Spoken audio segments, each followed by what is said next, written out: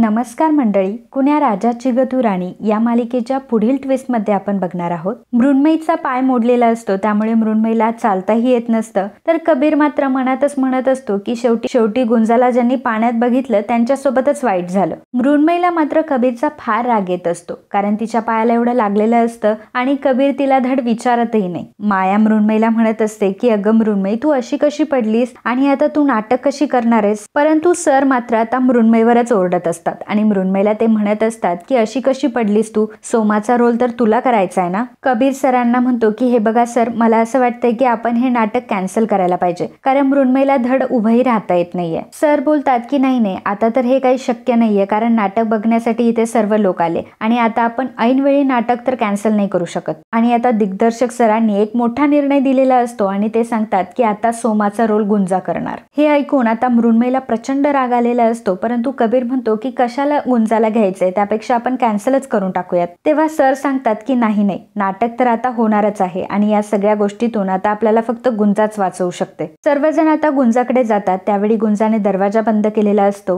तर सर्वजण दरवाजा वाजवत असतात आणि म्हणत असतात की गुंजा, तू दरवाजा उघड, आम्हाला सर्वांना तुझी फार गरज आहे आणि सोमाचा रोल आता तुला करायचंय. तर गुंजा म्हणत असते की का बरं, मृण्मयीताई तर करताय ना सोमाचा रोल. सर सांगतात की नाही, मृण्मयीचा पाय मोडलाय, त्यामुळे सोमाचा रोल आता तुलाच करावा लागेल. कबीर आणि उमेर देखील आता गुंजाला आवाज देत असतात आणि गुंजाला रोल करण्यासाठी फोर्स करत असतात. परंतु गुंजा मात्र या गोष्टीसाठी रेडी नसते. तिला एका गोष्टीची भीती असते की जर तिने हा रोल केला तर मृण्मयीताई मात्र तिच्यावर अजूनच चिडेल आणि उगाचच काहीतरी भयानक निर्णय घेतील आणि त्यामुळे उगाचच साहेबांचा संसार सुद्धा मोडायचा. आणि तसंही हे नाटक संपल्यावर मला आता डोंगरवाडीलाच जायचं, त्यामुळे उगाचच मी कशाला या नाटकामध्ये भाग घेऊ. आणि मग आता मधू तिथे आलेली असते आणि ती आता गुंजाला आवाज देत असते. गुंजाला ती म्हणते की गुंजा, दरवाजा उघड, नाटकामध्ये तुला भाग घ्यायचा आहे. मधूचा आवाज ऐकल्यावर गुंजा आता दरवाजा उघडते आणि गुंजा आता मधूला सांगत असते, आई मी नाही घेऊ शकत ह्या नाटकामध्ये भाग. मधू म्हणते की आता तू आईचं सुद्धा ऐकणार नाहीस का, आई म्हणतेस ना मला, मी तुला सांगते की ह्या नाटकामध्ये तुला भाग घ्यायचाय म्हणजे घ्यायचाय. त्यामुळे गुंजा आता मधूचं बोलणं ऐकते. कबीर म्हणतो की जा आता तू रेडी हो. तर माया आता तिथे येते आणि म्हणते की काय,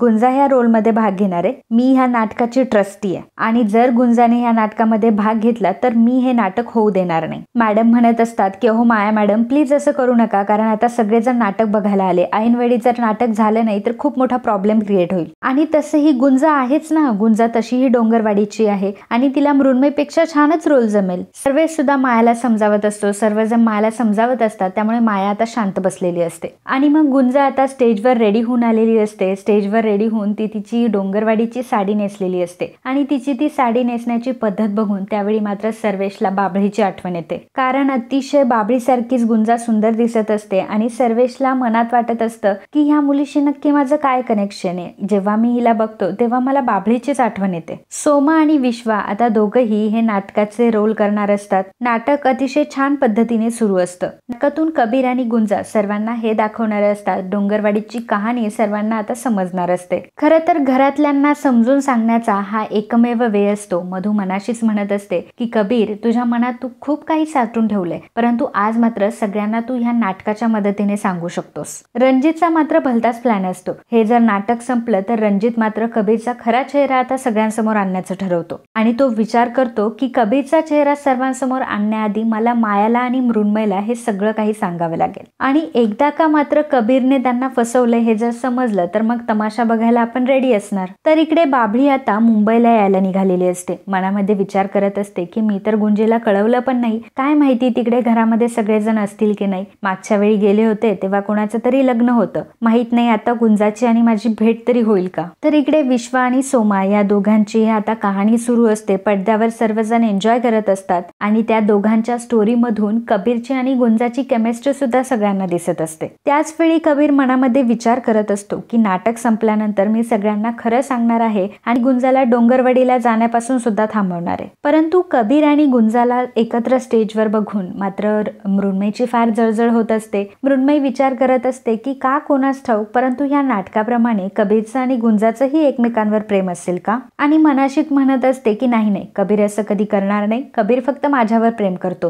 गुंजाचा तो विचारही करणार नाही. आणि त्याच वेळी ती हाही विचार करते की खरं तर ह्या गुंजामुळे आमच्यामध्ये एवढे प्रॉब्लेम होत आहे. गुंजाने माझ्या सुखी संसाराला आग लावली आहे, हिला मी एवढं खोलीत बंद केलं तरी सुद्धा हीच नाटकामध्ये आली आणि माझा सुद्धा पाय ऐनवेळी मोडला. हे नक्की काय होतंय ना हेच मला कळत नाहीये. तितक्यातच आता तिथे माया येते. माया मृण्मयीला म्हणत असते की मृण्मयी, तुझा पाय बरा नाहीये ना, आपण एक काम करूया, आपण घरी जाऊयात. तसंही मला हे नाटक बघण्यामध्ये काहीही इंटरेस्ट नाहीये. जिथे मला स्टेजवर माझ्या मुलीला बघायचं होतं तिथे ह्या गुंजाला कुठे बघत बसू मी, आणि तुला जर यायचं असेल तर चल माझ्यासोबत. आता तेवढ्यातच तिथे रणजित येतो आणि मायाला आणि मृण्मयीला म्हणतो की एवढ्या लवकर घरी जाण्याची काय गरज आहे, अजून तर एक खूप मोठा धमाका होणार आहे आणि त्या धमाका बघायला तुम्हाला किती मजा येणार आहे हे तुमच्यावरच आहे. मी रणजितला बघून शॉक झालेली असते आणि म्हणत असते की रणजित तू आणि इथे. तेव्हा रणजित सांगतो की हो, मी कबीरचा बॉस आहे. आता डोंगरवाडीचं कबीरचं एक भलं मोठं सत्य माझ्या हाती लागलंय आणि आता हे नाटक संपल्यावर ते सत्य आता मी सर्वांसमोर आणणार आहे. माया विचारते की तुझ्याकडे काय पुरावा आहे. तेव्हा आता रणजित सांगतो की मला कबीरचा डोंगरवाडीला हरवलेला लॅपटॉप सापडलाय आणि त्या लॅपटॉपचा पासवर्ड सुद्धा मी मिळवलाय. आता मायाला आठवतं की अंगद तिला खरं सांगत होतं, म्हणजे अंगदने तिला सांगितलेलं असतं की कबीरचा लॅपटॉप हा डोंगरवाडीमध्ये हरवला होता आणि त्याचा पासवर्ड देखील नाहीये. माया मात्र हे ऐकून खूप खुश झालेली असते. माया पुन्हा रणजितला विचारते की तू खरं सांगतोयस ना. रणजित म्हणतो की हो आंटी, मी अतिशय खरं सांगतोय. आता जेव्हा नाटक संपेल ना तेव्हा मोठा धमाका होणार आहे, त्यामुळे तुम्ही बघायला रेडी राहा. माया म्हणत असते की आता फक्त कबीरचं आणि गुंजाचं सत्य माझ्या समोर येऊ दे. त्या गुंजाने तर माझ्या मुलीच्या सुखी संसाराला आग लावली आहे आणि जर आता या सत्यातून जर कळलं ना की कबीरने माझ्या मृण्मयीवर अन्याय केलाय, मग मात्र मी कबीरला सोडणार नाही. प्रत्येक क्षणाचा मी त्याच्याकडनं बदला घेणार आहे. तर गुंजाला आणि कबीरला या गोष्टीची भणकही नसते की रणजितच्या हाती त्यांचा एवढा मोठा पुरावा त्याच्या हाती लागलाय. तर कबीर आणि गुंजा मात्र त्यांचं नाटक एन्जॉय करत असतात. घरातले सर्वजण नाटक बघण्यामध्ये बिझी असतात, परंतु आता रणजित मात्र खूप मोठा डाव खेळणार असतो. तर मित्रांनो, तुम्हाला काय वाटतं की रणजित आता घरातल्यांसमोर कबीर आणि गुंजाचं लग्नाचं सत्य बाहेर आणेल? तर